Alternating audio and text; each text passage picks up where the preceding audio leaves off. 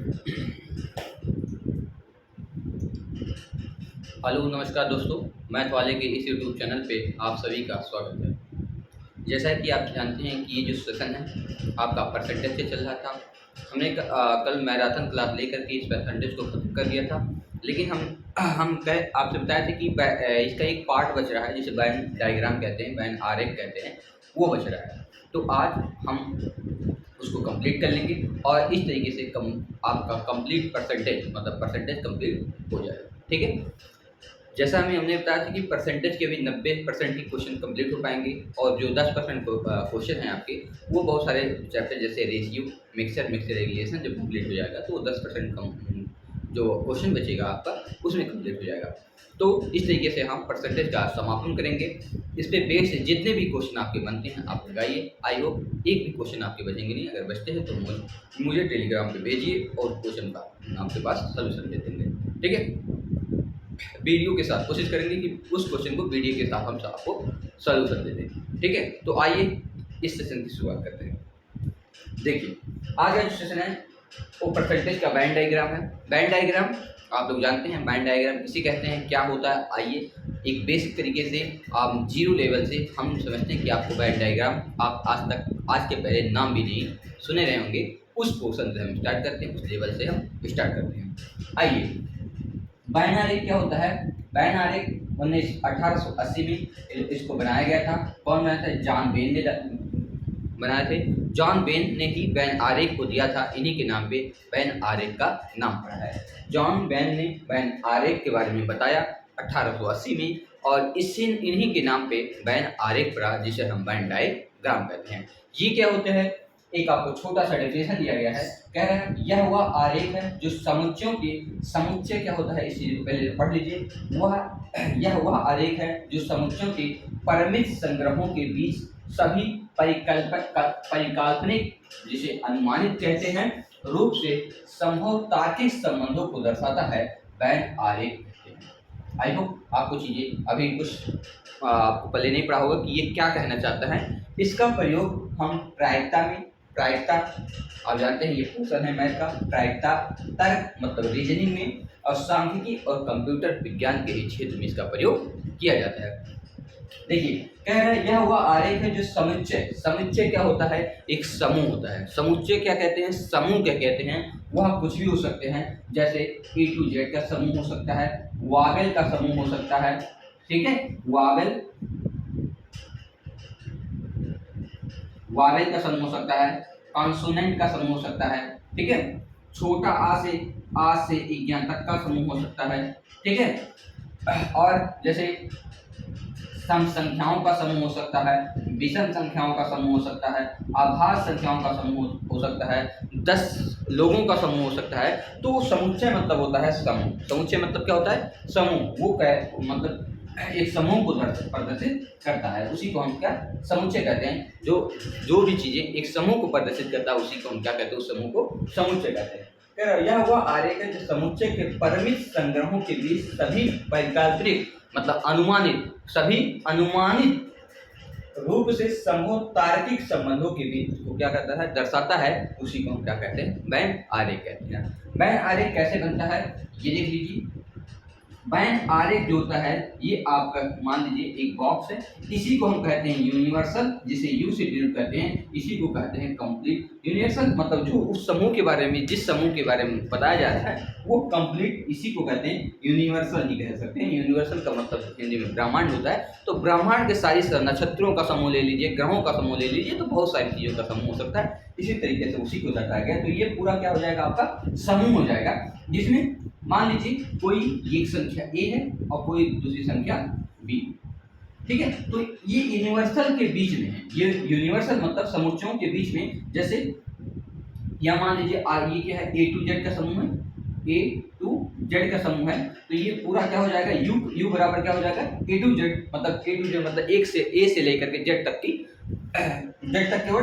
तो इसमें इसके अंतर्गत भी तो आएगा A, इसी के अंतर्गत भी आएगा B। ठीक है, A to Z के अंतर्गत ही तो आएगा A और B।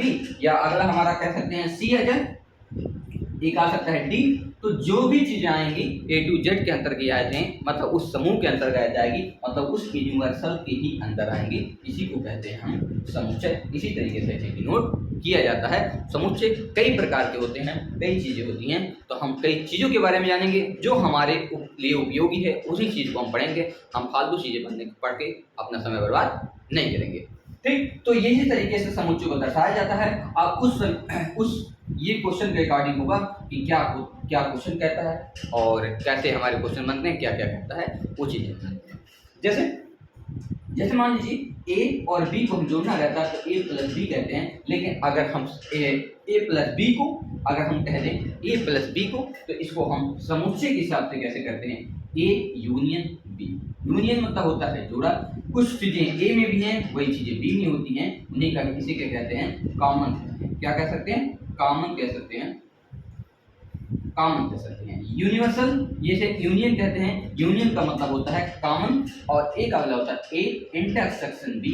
इंटरसेक्शन जो मतलब होता है इसे कहते हैं इंटरसेक्शन की बात करें, इसे कॉमन कहेंगे। इंटरसेक्शन वो चीजें होती हैं, इंटरसेक्शन वो चीजें होती हैं जो, यहाँ में मेरी बात सुनिए, इंटरसेक्शन वो चीजें होती हैं जैसे वही चीज इसमें भी है और वही चीज इसमें भी है। जैसे ये यूनियन का होता है, कुछ चीजें इसमें जो ये जैसे यूनियन का मतलब वही होता है जो ए में है वही क्या होगा, बी में भी होगा। तो जो चीजें ए में है वही चीजें बी में होंगी, लेकिन सॉरी यहाँ कॉमन मत कहिए, ये क्या कहते हैं, जो चीजें ए में है वही चीजें क्या है, बी में भी है, तो ए यूनियन क्या हो सकते हैं, बी कह सकते हैं। लेकिन इंटरसेक्शन का मतलब होता है कॉमन, कुछ चीजें ए में है, जो एक चीजें कोई ऐसी संख्या जो ए में भी है और बी में भी होती है, उसी को कहते हैं इंटरसेक्शन।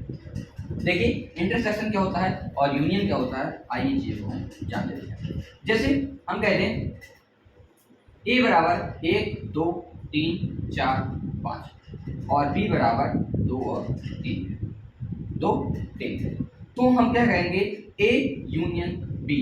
बताइए ए यूनियन बी, तो क्या ए यूनियन बी कह सकते हैं, जो चीजें ए में हैं वही चीजें कुछ चीजें बी में भी हैं, तो ए यूनियन बी कह सकते हैं। अगर ए यूनियन बी की बात करेंगे तो क्या करेंगे, 1 2 3 4 और 5, ये ए यूनियन बी हो जाएगा। यूनियन का मतलब होता है जो चीजें कॉमन हो और ना हो, जो चीजें कॉमन हो या ना हो। जैसे लासा और मासा की बात करेंगे तो इसे हम लासा कह देते हैं, इसे हम क्या कह देते हैं, लासा, और इंटरसेक्शन को हम मासा कहते हैं। लासा का मतलब होता है जो चीजें कॉमन है वो भी और जो चीजें कॉमन नहीं है वो। इसी तरीके से यूनियन का मतलब होता है जो चीजें कॉमन है उसको भी लिखते हैं, जो चीजें कॉमन नहीं है उसको भी लिख सकते हैं। लेकिन अगर यहीं इंटरसेक्शन की बात कर दें तो हमारा जो आ जाएगा ए इंटरसेक्शन बी बराबर जो हो जाएगा वो आएगा आपका 2 और 3 आ जाएगा। ये प्रतिशत करने का तरीका है। ये इंटरसेक्शन को हम क्या कह देते हैं, मासा कह देते हैं। मासा क्या होता है, दो चीजों में कॉमन होती है उसी को कहते हैं मासा। अगर हम लासा की बात करते हैं जो कॉमन रहता है उसको भी लिखते हैं और जो कॉमन नहीं रहता उसको भी लिखते हैं। तो इसी तरीके से लासा को, ये तरीका है आपको याद करने का। अगर यूनियन की इंटरसेक्शन की बात करेगा तो हम मासा से इसे याद कर सकते हैं, ठीक है। और अगर ए यूनियन की बात कर देगा तो इसे हम लासा से याद कर सकते हैं। ये याद करने का तरीका ऐसा हम कहते नहीं है, लेकिन वही प्रोसेस है। अगर इंटरसेक्शन की बात करेंगे तो जो चीजें कॉमन होती हैं दोनों में, देखिए यहाँ भी 2 3 है, यहाँ भी 2 3 है, तो इसका इंटरसेक्शन 2 3 हो जाएगा। लेकिन आप यूनियन की बात करेंगे तो ए यूनियन बी बराबर हो जाएगा 1 2 3 4 और 5। ये क्यों हो जाएगा, क्योंकि देखिए 2 और 3 कॉमन भी था, जो कॉमन नहीं होगी। मतलब यूनियन का मतलब होता है समूह होता है जो कॉमन है और जो कॉमन नहीं है उसको भी लिख सकते हैं। लेकिन इंटरसेक्शन का मतलब होता है कॉमन, जो चीजें दोनों में होती हैं उसी को हम उन्हीं के बीच में क्या संबंध बताते हैं। तो इसके बीच में क्या है, 2 3 यहाँ भी है, 2 3 यहाँ है। अगर यहाँ मान लीजिए 6 होता तो इसका इंटरसेक्शन 2 ही केवल होता, केवल 2 हो जाता, ठीक है। लेकिन यहाँ यूनियन की बात कर देते हैं तो यहाँ हमारा आपके पास यहाँ 6 होता तो यहाँ भी 6 आ जाएगा, ठीक है। जो कॉमन होता है उसको भी लिखते हैं, जो कॉमन नहीं होता है उसको भी लिखते हैं, इसी को कहते हैं यूनियन।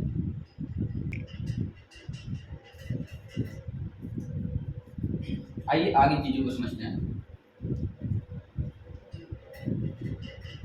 देखिए ये डिफिनेशन था, डिफिनेशन के अकॉर्डिंग हमने आपको समझा दिया है। आइए कुछ क्वेश्चन लेते हैं और इसी के अकॉर्डिंग हम देखते हैं कि क्वेश्चन क्या कहता है क्या नहीं कहता है। जैसे क्या कह रहे हैं, मान लीजिए दो स्टूडेंट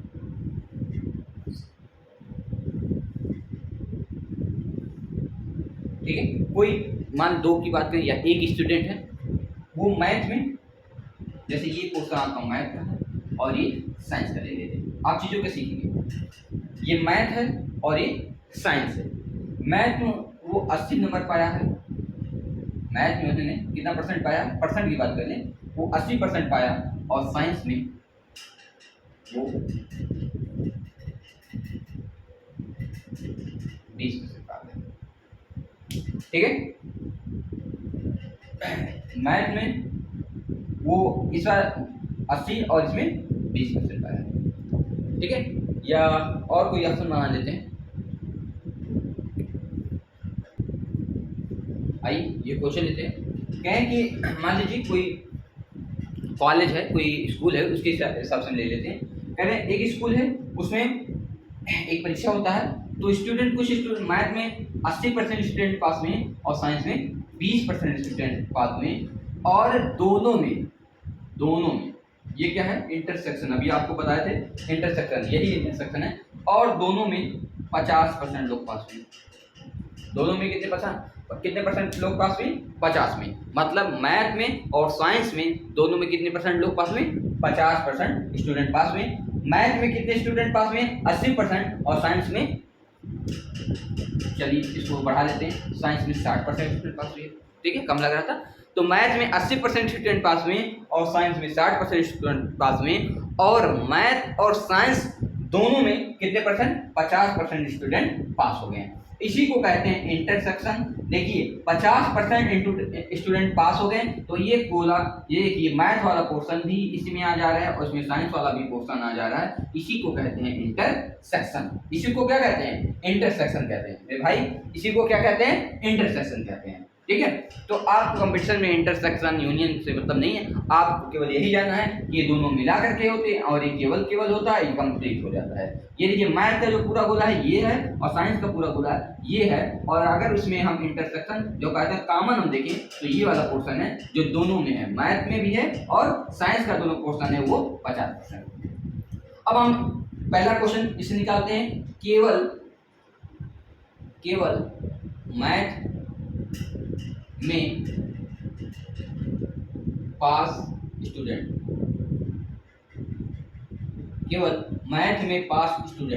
केवल मैथ में पास स्टूडेंटों की संख्या अगर हम देखें तो देखिए, अगर 50%, ये कॉलम क्या है, 50% स्टूडेंट दो इसमें पास हो रहे हैं, तो केवल मैथ में कितने परसेंट स्टूडेंट पास हो जाएंगे, तो 80 माइनस 50, 80% माइनस 50 बराबर कितना आएगा, 30%, और 100% की वैल्यू 100% अपने आप में तो हो जाएगा 30%। तो केवल मैथ में कितने परसेंट स्टूडेंट पास हुए, 30%। ये चीज आपको समझ में आएगी। लेकिन अगर हम क्वेश्चन दूसरा बी वाला क्वेश्चन हमारा बनता है, केवल साइंस में पास स्टूडेंट, केवल साइंस में पास स्टूडेंट, तो बताइए टोटल साइंस में कितने लोग पास हो गए हैं, 60% लोग। ठीक है, टोटल साइंस में कितने लोग पास हो गए, 60% लोग, और दोनों मिला करके कितने, 50, तो कितने परसेंट लोग साइंस में, केवल 10% लोग केवल साइंस में पास हुए हैं। केवल साइंस में पास स्टूडेंट कितना हो जाएंगे, 10% लोग। मतलब ऐसे लोग जो केवल साइंस में पास हुए हैं, मैथ में पास नहीं हुए हैं। तो केवल साइंस में पास होने वाले स्टूडेंट कितने हैं, 10%, और केवल मैथ में पास होने वाले स्टूडेंट 30% हैं, और कंप्लीट और संपूर्ण मतलब मैथ में भी और साइंस में दोनों विषयों में पास होने वाले स्टूडेंटों की संख्या कितनी है, 50% है। ठीक है, तो इस तरीके से भी हम क्वेश्चन को निकाल सकते हैं। इस तरीके से हमारा क्वेश्चन बनता है और क्वेश्चन पे आधारित ये चीजें बनती हैं। ये अपने आप में कितना परसेंट होता है, यूनिवर्सल होता है, और टोटल ये कितना होता है, 100% होता है, चाहे 100 कहिए या 100% कहिए। आई होप आपको सारी चीजें समझ में आई होंगी। ये 50 क्या है, ये 50% क्या है, ये हमने आपको बता दिया है कि ये यूनियन इंटरसेक्शन होता है, मतलब दोनों में पास संख्या कितनी है, 50%, यहाँ हमने लिख दिया है। ठीक है, तो कुछ चीज़ों लिख लीजिए। ठीक, आइए इस पे आधारित क्वेश्चन देखते हैं, इस पे आधारित कौन कौन से क्वेश्चन बनते हैं, कैसे कैसे क्वेश्चन बनते हैं। आइए एक क्वेश्चन हम लेते हैं और उसी के हिसाब से हम क्वेश्चन लेते हैं। आई होप इसको आप चीज़ें समझ में आई हैं, तो नोट डाउन कर सकते हैं। ये मैथ है और ये साइंस है।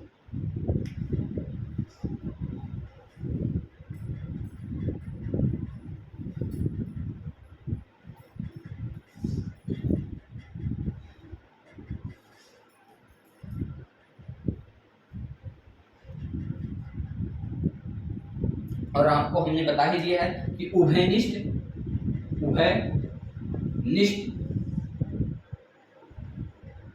जो होता है उसी को इंटरसेक्शन कहते हैं। उभयनिष्ठ जो होता है उसी को इंटरसेक्शन कहते हैं। और यूनियन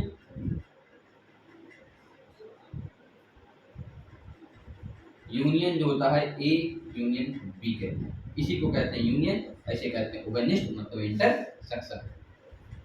ठीक है, तो ये साइन है आपका, तो साइन आप जानिए। ये क्या है हमारा उभयनिष्ठ मतलब कॉमन, जो ए में मतलब ये मैथ में भी पास में और साइंस में भी पास में, उसी को कहते हैं उभयनिष्ठ। ठीक है, तो आइए आगे चलते हैं।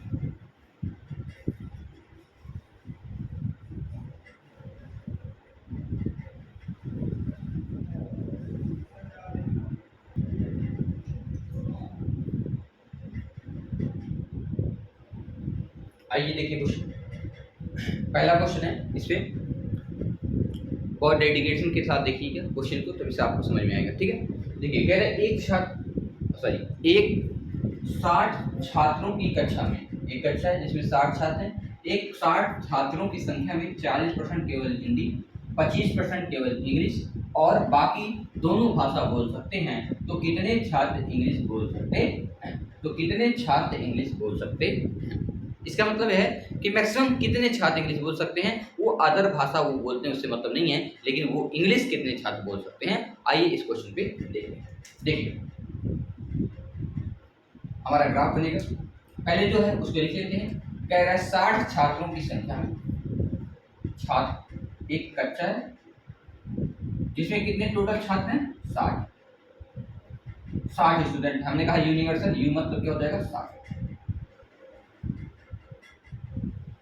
दो सेगमेंट में है। कह रहा है कि हिंदी वाला कॉलम ये हम आपका हो गया, ये हिंदी, और ये हो गया इंग्लिश। ठीक है, देखिए कह रहे 40% छात्र केवल हिंदी बोल सकते हैं। अब बताइए, केवल हिंदी बोल सकते हैं, ये वाला जो है वो तो इंटरसेक्शन उभयनिष्ठ हो गया, जो हिंदी इंग्लिश दोनों बोल सकते हैं इसमें, तो ये एच इंटरसेक्शन इंग्लिश हो गया ना, ये तो उभयनिष्ठ हो गया, उभयनिष्ठ हो गया, जो हिंदी इंग्लिश दोनों बोल सकते हैं। लेकिन केवल हिंदी की बात करेगा तो केवल हिंदी यही तो बोल सकते हैं, और केवल इंग्लिश की बात करेगा तो केवल इंग्लिश ये बोल सकते हैं। यही तो हुआ। अगर केवल हिंदी की बात करें तो केवल हिंदी इतने ही जो लोग बात बोल पाएंगे, और केवल इंग्लिश की बात कर देगा तो केवल इंग्लिश इतने लोग बोल पाएंगे। ठीक है, ये वाला जो बीच वाला कहानी उभयनिष्ठ है, हिंदी इंग्लिश दोनों बोलते हैं। आइए अगला क्वेश्चन के अकॉर्डिंग देखते हैं। कह रहा है कि एक 60 छात्रों की कक्षा में, एक 60 छात्रों की कक्षा में हिंदी, केवल हिंदी, ये क्या कहा? हिंदी का है, और ये इंग्लिश का है, और ये जो है वो दोनों का है, हिंदी इंग्लिश दोनों। ठीक, 40% छात्र केवल हिंदी बोलते हैं, तो 40% छात्र क्या हो जाएगा? केवल इंग्लिश, केवल हिंदी कितने लोग? 40, और 25 कितना बचा भाई? 25% केवल इंग्लिश बोलते हैं। 25% छात्र कितने बोलते हैं? केवल इंग्लिश बोलते हैं। देखिए 40% छात्र केवल इंग्लिश और 25% छात्र क्या बोलते हैं? इंग्लिश बोलते हैं। इस चीज को आप देखिए, ये क्या हो जाएगा? 25% छात्र क्या हो जाएंगे? इंग्लिश बोलते हैं। केवल इंग्लिश की बात किया है। ये कौन सा है क्वेश्चन? ये केवल का है, ये केवल इंग्लिश, ओनली वन इंग्लिश, केवल, और ये भी केवल, केवल इंग्लिश और केवल हिंदी, केवल हिंदी हो जाएगा, ये केवल इंग्लिश, और ये जो हो जाएगा हिंदी और इंग्लिश का क्या हो जाएगा? उभयनिष्ठ हो जाएगा। क्वेश्चन में कहा है कि दोनों भाषा बोल सकते हैं, तो कितने % छात्र इंग्लिश बोल सकते हैं? जो बाकी लोग बचेंगे वो केवल कितने हैं? जो बाकी लोग बचेंगे वो क्या हो जाएंगे भाई? हिंदी इंग्लिश दोनों बोल पाएंगे, तो कितने % छात्र कितने कह रहा है कितने इंग्लिश बोल सकते हैं? आइए देखते हैं। देखिए टोटल 100% छात्र हैं। इस चीज को आप देखिएगा, पहले इतना आप देख लीजिए कि क्वेश्चन आपको समझ में आया कि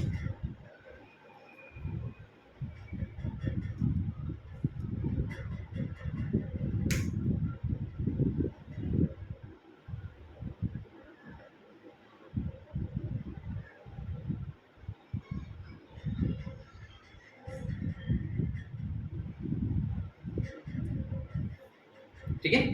आइए आगे देखते हैं। हम कहें कि मैथ बोलने वालों की संख्या कितना, मैथ बोलने वालों की संख्या, तो कहे हैं सॉरी मैथ कहें हिंदी बोलने वाले की संख्या, हिंदी बोलने वाले की संख्या, हिंदी बोलने वाले की संख्या कितनी है 40%। तो किसका 60 का, किसका 60 का ही तो 40% निकलेगा। क्यों, क्योंकि टोटल संख्या कितनी है 60 है। आइए 60 का हम 40%, 40% का फ्रैक्शन 2/5 होता है, 5 से काटेंगे तो 12 25 60, 12 दूना 24, 24 लोग, 24 लोग क्या बोलेंगे हिंदी बोलेंगे, 24 लोग केवल केवल हिंदी बोलेंगे, 24 लोग केवल क्या बोलेंगे हिंदी बोलेंगे। आप बताइए इंग्लिश बोलने वाले की संख्या, ये केवल की बात कह रहा है, केवल केवल इंग्लिश बोलने वाले की संख्या, तो किसका 60 का 25%, 1/25 चौका 100, 1/4, 4 से काटेंगे तो 15 चौका 7, कितने लोग आ गए 15 लोग।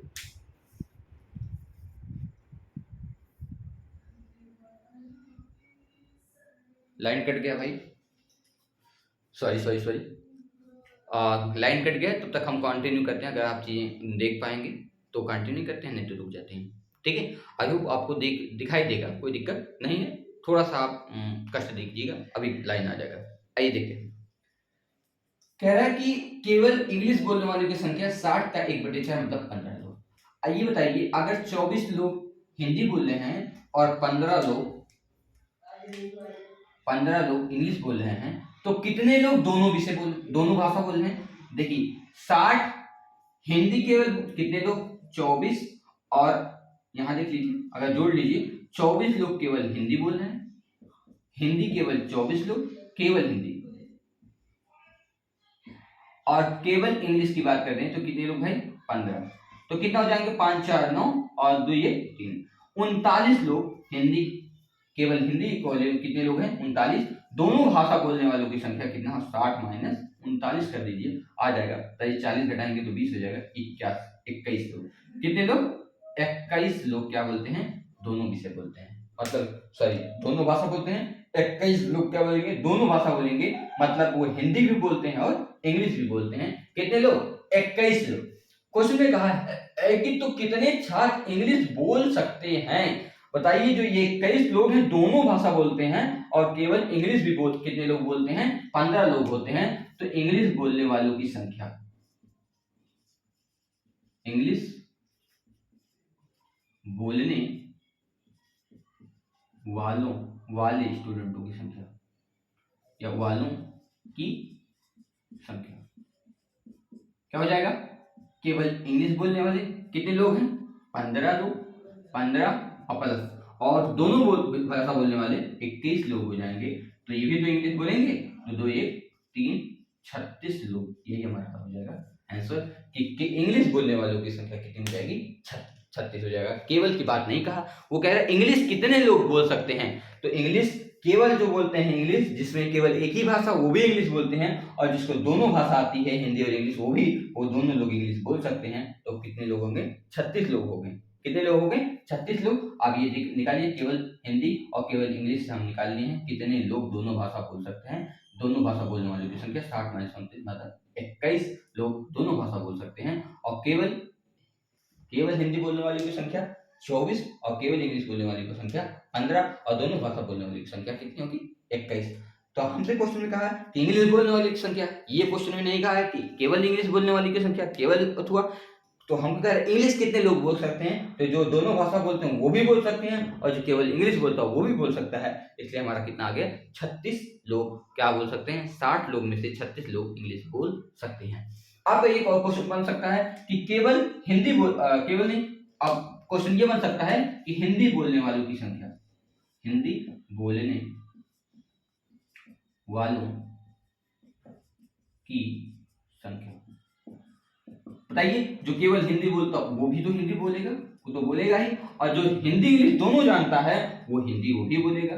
बताइए कितने हो जाएंगे, 2 ये 3 4 5, कितने लोग, 2 2 4 45 लोग हो जाएंगे, ऐसे हो जाएंगे जो हिंदी इंग्लिश दोनों बोल सकते हैं। और हिंदी हिंदी इंग्लिश कह रहे हैं, हिंदी इंग्लिश दोनों बोलने वाले तो 21 हो जाएंगे। हिंदी बोलने वालों की संख्या 45, अंग्रेजी बोलने वालों की संख्या 36, केवल हिंदी बोलने वालों की संख्या 24, केवल इंग्लिश बोलने वालों की संख्या 15 और हिंदी इंग्लिश दोनों बोलने वालों की संख्या 21। इस तरीके से जितने पॉसिबल क्वेश्चन बन सकते हैं उतने पॉसिबल क्वेश्चन हम आपको करा दिए हैं।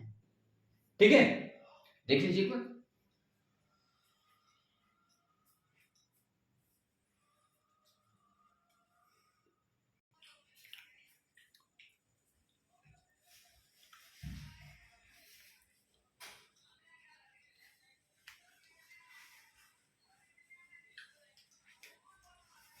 आइए इसी बेस पे हम दूसरा क्वेश्चन करते हैं।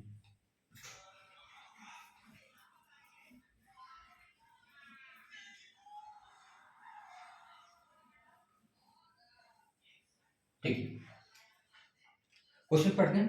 कह रहे एक परीक्षा में 65% छात्र गणित में पास हुए, 45% भौतिक विज्ञान पास हुए और 30% दोनों विषय में पास हुए, तो कितने परसेंट छात्र दोनों विषय में फेल हुए। ठीक है, ये थोड़ा सा उससे थोड़ा सा हटके क्वेश्चन है। एक बार पढ़िए क्वेश्चन को, समझिए, क्वेश्चन लगाइए मत, अगर आपको समझ में आ रहा है तो क्वेश्चन लगाइए, लेकिन पहले क्वेश्चन को समझिए क्वेश्चन क्या कह रहा है।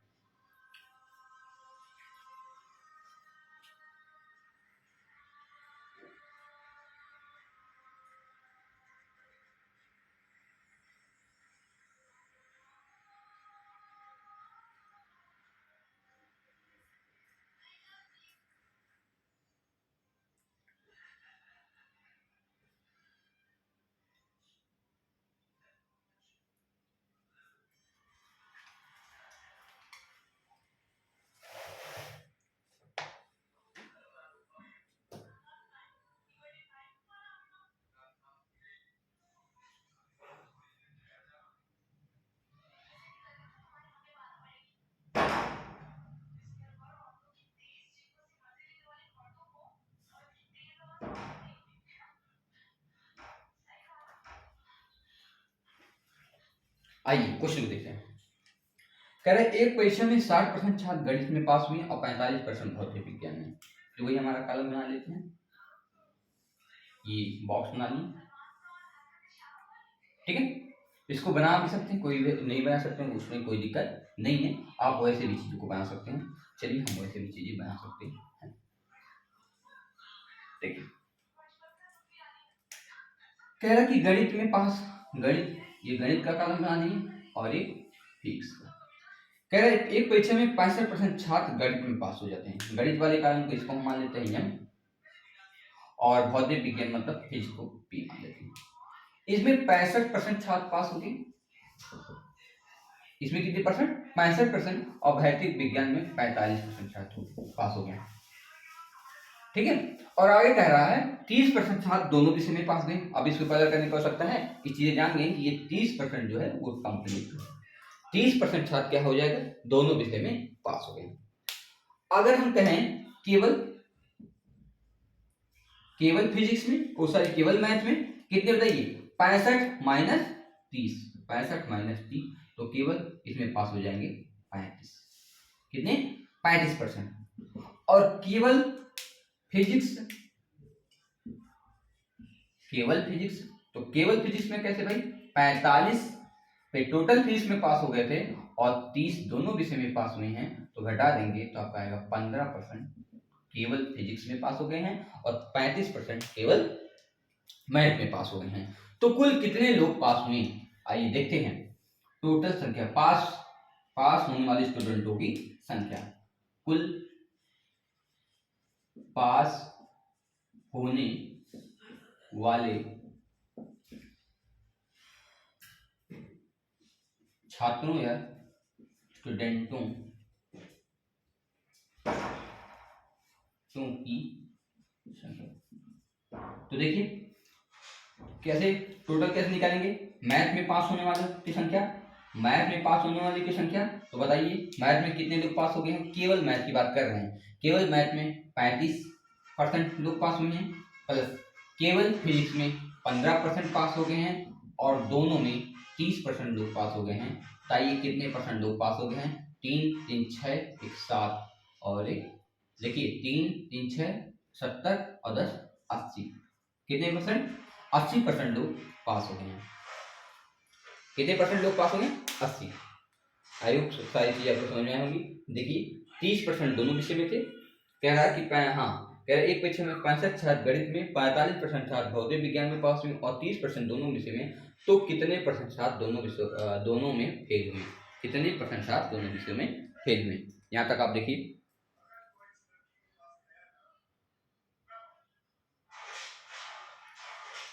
ठीक है। तो पास होने वालों की संख्या 80% होगी, और टोटल जो स्टूडेंट हो जाएंगे, आप क्या कर दीजिए, फेल संख्या, फेल होने वाले, फेल होने वालों की संख्या। अब बताइए फेल होने वालों की संख्या, कुल छात्र, कुल स्टूडेंट माइनस पास स्टूडेंट, पास स्टूडेंट, तो कुल स्टूडेंट कितने परसेंट है, 100%, अपने आप में 100%, पास कितने हुए, 80%, कितने परसेंट लोग फेल हो गए, 20%।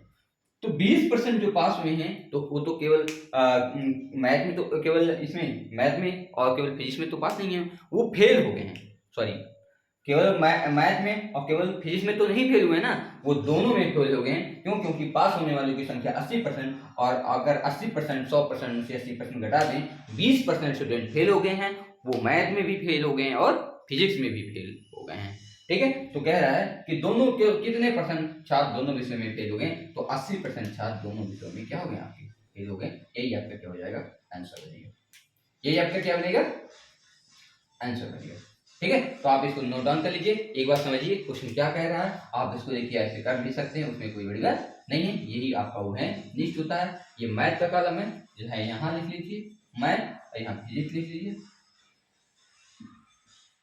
ठीक है। ये मैथ का कॉलम है, फिजिक्स का, ये उभयनिष्ठ है, जिसे हम मैथ इंटरसेक्शन क्या कहेंगे, फिजिक्स कहेंगे, मैथ इंटरसेक्शन फिजिक्स कहेंगे, जो कि इतना दिया है 30% दिया है, कितना परसेंट दिया है, 30%, ठीक है। आई होप आपको सारी चीजें समझ में आ रही होंगी। एक बार क्वेश्चन को देखिए,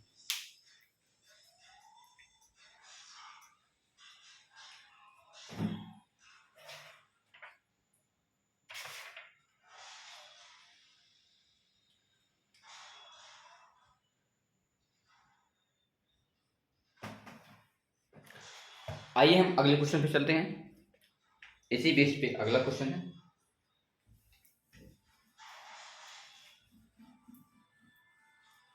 आइए देखिए,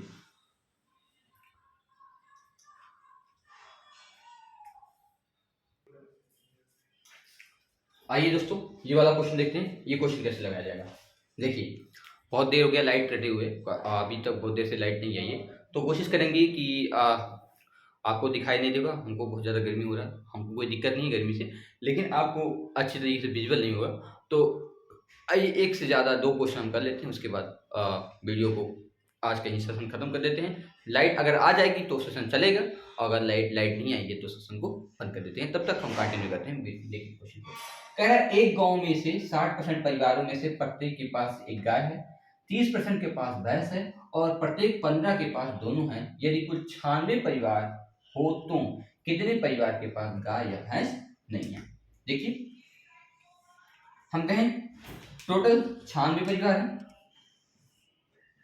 तो आपको ये कॉलम बनाना अनिवार्य हो जाएगा, ठीक है। आप नहीं बनाएंगे तो आपको मानना ही पड़ेगा। देखिए ये कितना है, 96, जिसमें कह रहा है गाय, ये कौन सा कॉलम है, हम कह लेते हैं ये पहले कॉलम से कह रहा है, एक गांव में 60% परिवार में से प्रत्येक के पास एक गाय है, ये गाय का कॉलम कर ले रहे हैं, और ये किसको कहते हैं, भैंस, ठीक है। ये गाय का और ये भैंस का। भाई रिफ्लेक्ट कर रहा है बोर्ड, इसलिए आंखों से बहुत बहुत ध्यान लीजिए, एकदम बहुत कम दिखाई दे रहा है, लेकिन हम ऐसा नहीं है कि हमको नहीं दिखाई दे रहा, लेकिन हम क्लियर चीज़ों को देख नहीं पा रहे, क्योंकि ये चीज़ें लाइट पड़ी तो लाइट आपके सामने फोकस है तो रिफ्लेक्ट कर रहा है। ठीक है, आइए क्वेश्चन को करते हैं। कह रहे एक गांव में 60% परिवार में से प्रत्येक के पास गाय है। 60% परिवार में से क्या है? गाय है। कितने परसेंट लोग के पास? 60। ये टोटल 96 यहाँ लिख देते हैं। 60% के बाद क्या है? गाय है। 60% परिवार के पास गाय है। 30% के पास भैंस है। 30% के पास भैंस है और प्रत्येक 15 के पास दोनों है। मतलब 15% लोगों के पास दोनों है, गाय भैंस दोनों है। हम आप निकालेंगे, केवल की बात करेंगे। केवल क्या कहेंगे? केवल गाय, केवल भैंस। तो केवल कैसे निकालेंगे? 60 में से 15 अगर हम घटा देंगे, यहाँ लिखने की आवश्यकता नहीं है, आप लिख सकते हैं 60 में से 15 घटाएंगे तो कितना आएगा? 45। तो 45%, केवल 45% लोगों के पास, परिवार के पास गाय है, और अगर हम 30 यहाँ 15% लोगों के पास क्या है? भैंस है। ठीक है, तो आगे क्वेश्चन में कह रहा है कि यदि कुल 96 परिवार हो तो परिवार के पास गाय भैंस नहीं है। तो कुल देखिए, हम कह दें कि कुल ऐसे कितने परिवार हैं जिसके पास गाय या भैंस है या दोनों हैं। ठीक है, आगे देखिए, अब लाइन आ गया तो आप हमको वीडियो को कंटिन्यू करेंगे। ठीक है, चलिए, बहुत अच्छा हुआ कि लाइट आ गया। ठीक है, ये हम लोग का क्या कह सकते हैं कि उम्मीदें हैं जो, देखिए कहते हैं ना कि अगर हम किसी चीज़ के लिए चाहे तो पूरी कायनात लग जाती है। हम पढ़ना चाहते थे तो लाइट आ गया, हम बंद करना, हम पोस्ट कहे थे आपसे कि लाइट आ जाएगी, हम कंटिन्यू करेंगे, बंद नहीं करेंगे। तो देख लीजिए आपके सामने रिजल्ट है। ठीक है, आइए, हम चाहते थे कि पढ़ें और आ गया। देखिए 45%, देखिए 96 घर हैं ऐसे, 60% के पास गाय है और 30% के पास भैंस है। 45% के पास केवल गाय कितने परसेंट? 45, और केवल भैंस कितने परसेंट? 15, और दोनों कितने हैं? दोनों 15%। इसे हम कहते हैं यूफेनिस्ट, जिसे कहेंगे यूफेनिस्ट। मतलब दोनों के पास गाय भैंस, ये दोनों वाला काला है सेगमेंट है। दोनों वाला सेगमेंट कौन सा है? ये वाला, ये दोनों वाला सेगमेंट है। तो कितने परिवारों के पास गाय और भैंस हैं? तो बताइए कितने? 100% परिवार हैं, माइनस कितने लोग? बताइए 45%, फिर माइनस 15% और माइनस 50%। माइनस क्यों कर रहे हैं? ये देखिए, अगर हम प्लस कर दे रहे हैं कम होगा। ठीक है, क्वेश्चन हटाएंगे अपने आप माइनस होगा। तो 100 माइनस टोटल कितने हैं? 100%। इसमें देखिए कितने? 4, 5 और 1, 6 और 1, 7, 75% के पास क्या है? गाय भैंस है। कोई ना कोई जानवर है। 75% परिवारों के पास कोई ना कोई जानवर है। कितने परसेंट परिवारों के पास कोई जानवर नहीं है? कितने हैं? नहीं है। नहीं की बात करते, नहीं है, कोई जानवर नहीं है, ऐसे लिख सकते हैं, कोई जानवर नहीं है। कोई जानवर नहीं है, कितने? 100 इतना करेंगे तो कितने? 25% लोगों के पास कोई जानवर नहीं है, ना गाय और ना भैंस है। तो कितने लोगों के पास नहीं है? तो हमारे पास देखेंगे कितने लोगों के पास नहीं है, तो कुल का 25% निकाल लेंगे, आपका आंसर आ जाएगा। कितने लोगों के पास नहीं है? तो बताइए कितना? टोटल संख्या 96 का 25%, 25 चौक का 100, 4 से काटेंगे, 24 चौक का 90, 24 लोगों की, ये 24 परिवारों के पास, 24 परिवारों के पास कोई जानवर नहीं। ठीक है, 25% परिवारों के पास कोई जानवर नहीं है, और संख्या पूछा है कितने लोगों के पास गाय या भैंस नहीं है, तो 24 जानवरों के। क्योंकि कुल संख्या हमारे पास 96 परिवार थे, जिसमें से 96 का 25% के पास कोई जानवर नहीं था। 96 का 25% निकाल लेंगे तो हमारा आ जाएगा 24 परिवार ऐसे थे जिनके पास कोई जानवर नहीं था, ना गाय थी और ना भैंस था। तो इस तरीके से आपका जो क्वेश्चन कहेगा वो क्वेश्चन बन जाएगा। ठीक है, आई होप आपको सारी चीज समझ में आ गई होंगी। तो आइए आप आगे इस क्वेश्चन को, एक बार इस क्वेश्चन को देखिए, तब तक हम इन कर देते हैं।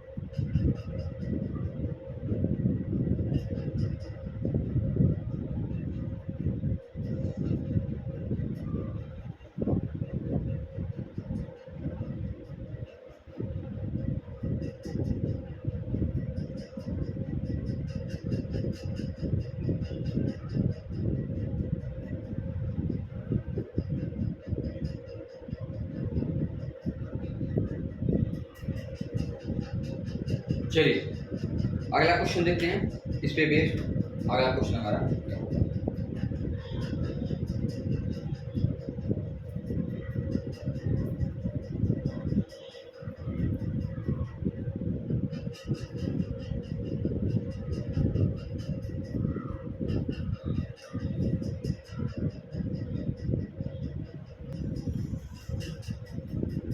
आइए देखिए क्वेश्चन दोस्तों, ये क्वेश्चन बहुत ही अच्छा है।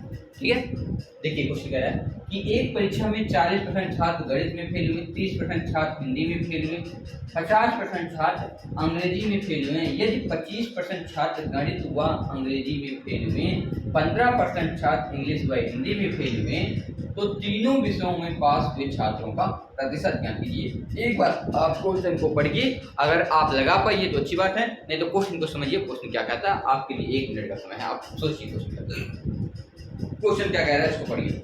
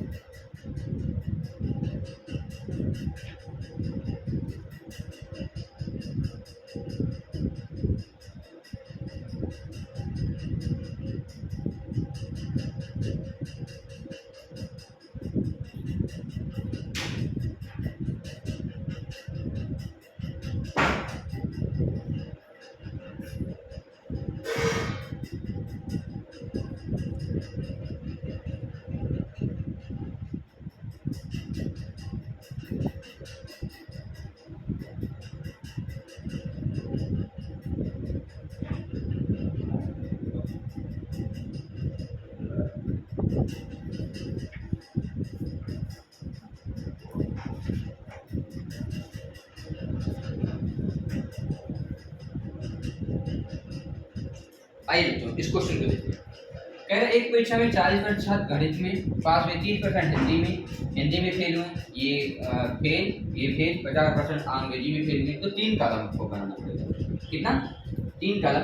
एक गणित का कॉलम बनाना पड़ेगा, थोड़ा छोटा कर लेते हैं। देखिए ये गणित का हो गया, एक अंग्रेजी का हो जाएगा, और एक गणित और एक अंग्रेजी और एक क्या है भाई, हिंदी। ठीक है, आपको 3 कॉलम 3 का गोला बना लीजिए। ठीक है, 3 गोला बना लिए। इसमें हम कह दिए मैथ का है, और एक पहला मैथ हो गया, दूसरा क्या किसे कह दिए हिंदी हो गया, और तीसरा इसे कह दिया है इंग्लिश हो गया। आपको दिख रहा होगा। ठीक है, ये नीचे वाला गोला क्या है, इंग्लिश का। ठीक है, थोड़ा नहीं दिख रहा होगा, कोई दिक्कत मत लीजिएगा, ये इंग्लिश का गोला है। देखिए आप क्वेश्चन ये कह रहा था कि 40% छात्र मैथ में, 40% छात्र मैथ में, 40% छात्र मैथ में, 30% छात्र हिंदी में, और 50% छात्र अंग्रेजी में। कितने? 50। ठीक, आपको तो यहाँ दिख रहा होगा 50%। ठीक है, 50% किसमें? अंग्रेजी में। चाहे यहाँ इस तरफ लिख लीजिए, चाहे यहाँ 50%। आगे क्वेश्चन कह रहा है यदि 25% छात्र गणित और इंग्लिश, गणित और इंग्लिश, गणित और इंग्लिश वाला कॉलम कौन सा है, ये वाला है। 25%। कितने? 25। आगे कह रहा है 15% इंग्लिश और हिंदी, इंग्लिश और हिंदी का कॉलम ये है। कितने? 25। ठीक, कितने? 25%, सॉरी हाँ 25%। देखिए 15% है ये, कितना है? 15%। देखिए कह रहा है गणित और इंग्लिश में 25, और 15% इंग्लिश और हिंदी में, और 22% जो कह रहा है छात्र हिंदी और मैथ में। 22% जो छात्र कह रहा है वो हिंदी और मैथ में। और तीनों विषय में कितना कह रहा है? 13%। तो तीनों विषयों का अगर हम यहाँ देखेंगे कॉमन, तो ये आएगा हमारा 13। यही तो बनेगा, इसका भी बनेगा, इसका भी बनेगा, और इसका भी बनेगा। ठीक है, जो उभयनिष्ठ हो जाएगा तीनों विषय का योग यही होगा, अर्थात math intersection Hindi intersection English हो जाएगा। पहले इतनी चीज़ों को आप देखिए कैसे कैसे दिया गया है। मैथ का 40%, हिंदी का 30%, इंग्लिश का 50%, दोनों में मतलब मैथ और इंग्लिश में 25%, इंग्लिश हिंदी में 15% और मैथ और हिंदी में 22% लोग पास हुए, और तो तीनों विषयों में 13% लोग पास हुए। अगर हम कहें कि दोनों मैथ और इंग्लिश में पास होने वालों की संख्या तो 13% ही हो जाएगा, और टोटल कितने 22% लोग पास हुए हैं, तो 22 माइनस 13, क्योंकि ये 13 तो हो गया। ठीक, जो तीनों विषय की जानकार हैं, अब दो विषय का केवल जानकार की बात करें तो देखिए ये सेगमेंट 13% यहाँ भी आ रहा है, 13% इसमें आ रहा है, और ये वाला कॉलम बच रहा है आपका, तो ये कितने का, ये कंप्लीट है ना 22, ये क्या है कंप्लीट 22 है, तो 22 में से 13 घटा दिए 7 तो 9 आएगा, 9% लोग ये हो जाएंगे। इसी तरीके से 25 में से अगर हम 13 घटा देंगे, 25 में से 13 घटाएंगे कितना हो जाएगा भाई, 5 3 जाएगा 2 और 12% ये हो जाएगा आपका, 13 12 25 हो जाएगा। और इसी तरीके से यहाँ कितना हो जाएगा 13 और कितना आएगा 2%।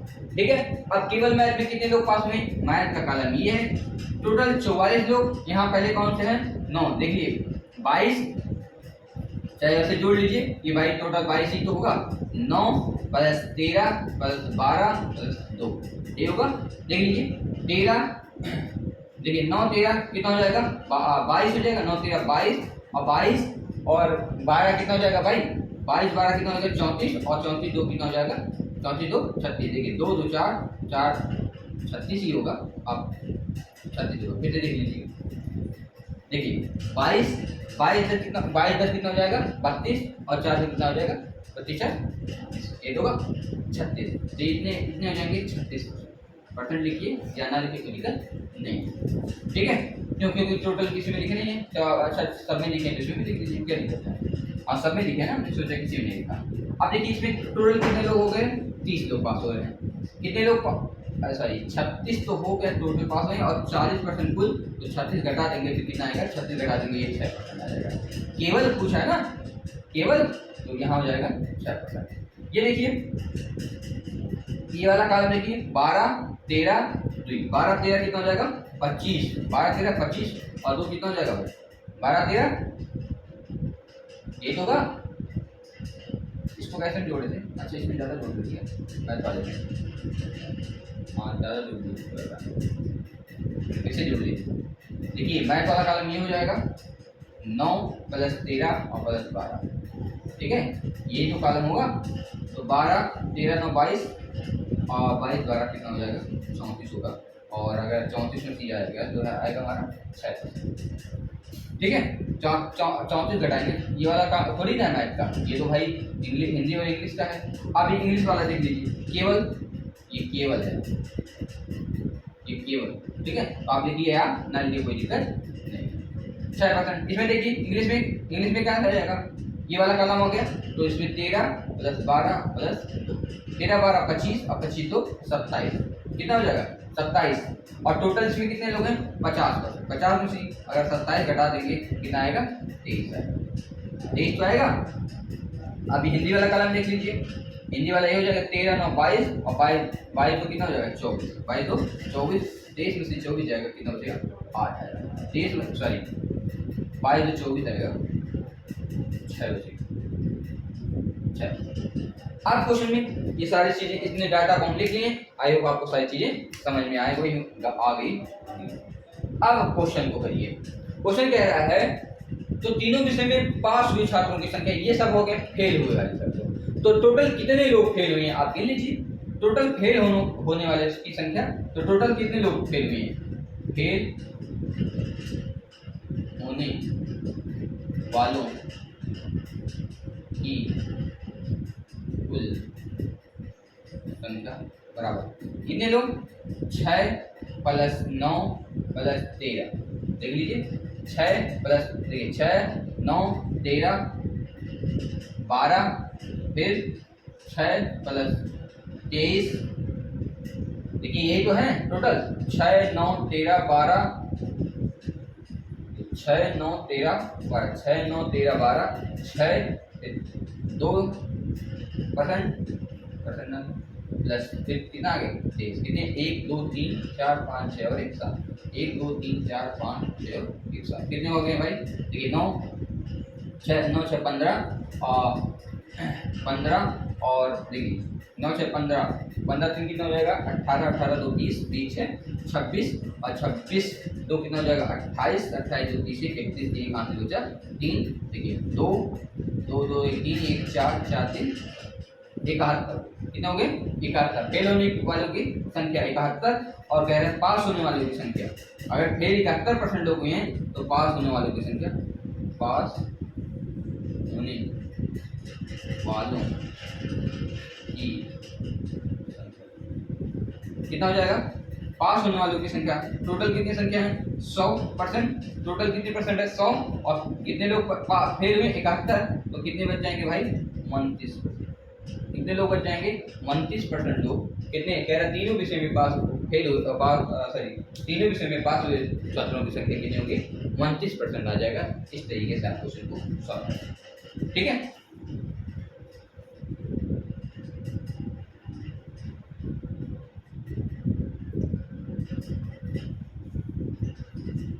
थोड़ा सा यहाँ लिख दे रहे हैं दिख नहीं रहा आपको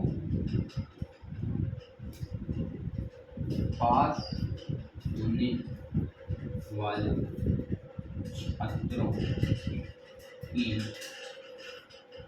संख्या बराबर कितना हो जाएगा छात्रों की संख्या बराबर कुल संख्या माइनस फेल संख्या फेल स्टूडेंटों की संख्या फेल हुए छात्रों की संख्या ठीक। तो कुल संख्या कितनी है आपके पास कुल संख्या सही कितना है 100% फेल कितने 71% लोग 71% लोग कितने हो गए 29 ये आपका क्या हो जाएगा 29% लोग क्या हो गए पास होने वालों की संख्या कितनी होगी 29% ठीक है तीनों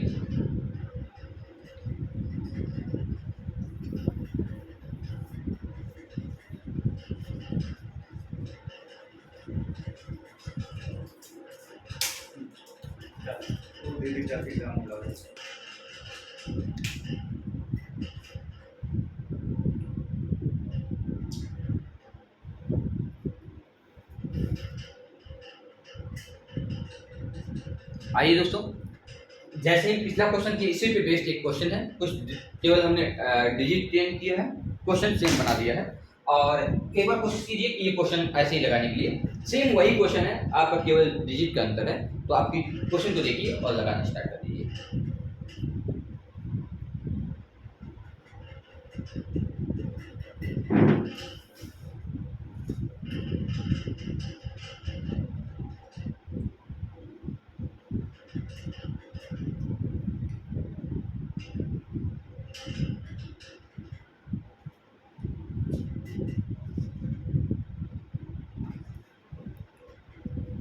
ठीक है तो सेम वही क्वेश्चन है हम आपसे कोशिश करेंगे कि आप लोग खुद इस क्वेश्चन को लगाइए। हमने आंसर बता दिया हम आंसर बता दे रहे इसका जो आंसर होगा वो 32% आएगा। आप क्वेश्चन को सॉल्व कर लीजिए एक बार सेम वही क्वेश्चन है जैसे हमने पिछला किया था इसका आंसर 32% आएगा। आप लोग सॉल्व करिएगा और चलिए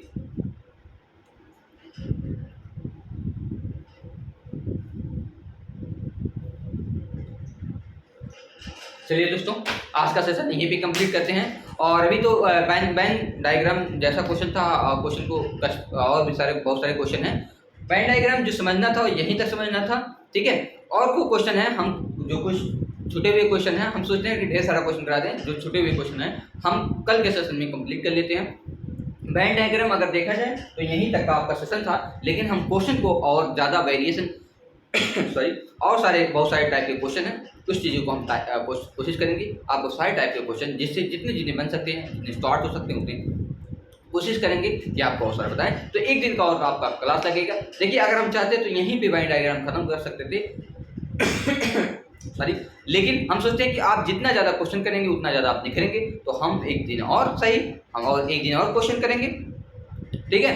तो आज का सेशन यहीं पे कंप्लीट करते हैं। और यदि मेरे द्वारा बताया गया वीडियो या मेरे द्वारा बताया गया क्वेश्चन आपके लिए यूजफुल है और मेरे द्वारा बताया गया तरीका आपको समझ में आ रहा है तो please like share and comment कीजिए। और यदि आपको समझ में आ रहा है तो दूसरों को भी शेयर कीजिए कि वो भी वीडियो देखें। अगर आप सीख सकते हैं तो शायद कोई भी सीख सकता है। तो ठीक, मेरे वीडियो के देखने के लिए और हमको समय देने के लिए बहुत बहुत धन्यवाद। मैं आपका आभारी हूँ और ऐसे इसी तरीके से देखते रहिए और हमारा मनोबल बनाए रहिए। हम अच्छे अच्छे आपके क्वेश्चन लाते रहेंगे। चलिए, थैंक यू, धन्यवाद।